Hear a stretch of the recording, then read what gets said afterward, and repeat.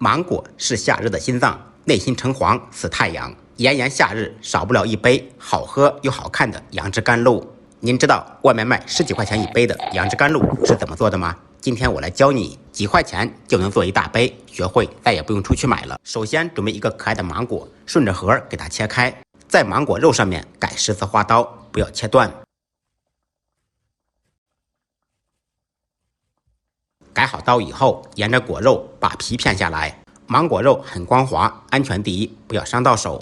这样切下来的芒果肉就是小块，切好以后放入碗中备用。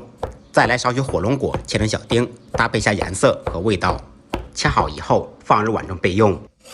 接下来我们再煮一点西米，煮西米时水开以后再下锅，这样不容易粘连。很多朋友煮西米总是有硬心或者不筋道，那是因为您的方法没有做对。放进去以后，前期要勤搅拌，开中小火在锅中煮10分钟左右。10分钟以后，西米的白心还剩一个小白点，然后我们关火，盖上盖子再焖5分钟，这样煮的西米筋道爽滑，没有硬心。煮好以后捞出，放到冷水中浸凉备用。打汁机中放入切好的1瓣芒果丁。做杨枝甘露离不开椰浆，倒入100克椰浆，再倒入100克纯牛奶。牛奶、椰乳、芒果的比例是1:1:1，这样做出来的奶昔香浓好喝。盖上盖子，按下果汁键。剩下的1瓣芒果倒入杯中，放入切好的火龙果丁。火龙果丁也可以用西柚来代替。再倒入100克纯牛奶，这样做出来层次更加分明。放入煮好的西米，倒入打好的奶昔。